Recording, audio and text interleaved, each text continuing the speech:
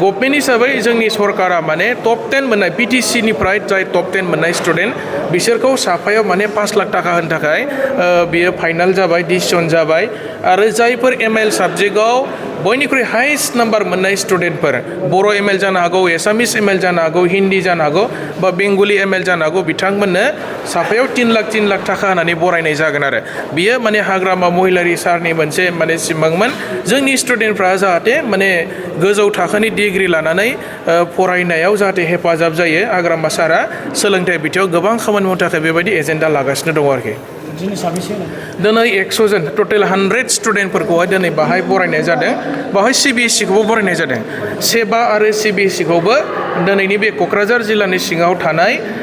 बड'फा cultural complex गौराङाव बेयाव टटेल जोङो 100 स्टुडेन्टफोरखौ माने बरायनाय जादों बिथांमोननि गार्जेन आरो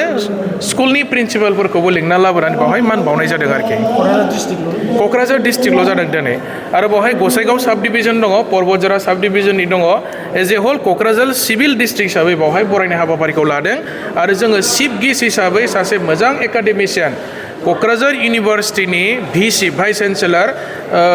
डक्टर गणेश वारि सारखौ जों बेवहाय चिफ गेस्ट हिसाबै लिंनानै लाबोदों आरो जोंनि गोबां MCL EMफ्रा बेवहाय बाहागो लादों आरोखि जिहेतु मजबुत सरकार सोलिगासिनो दङ दा बेनि गेजेरावनो जे बर' बिजोंनि जे फराफारि बर' बिजोंनि जेंना लोगोसे लेखानि जेंना बेखौ लानानै जोंनि BTC सरकारनि EM बिथाङा दिनै टेक्सटबुक प्रडाक्शन माखासे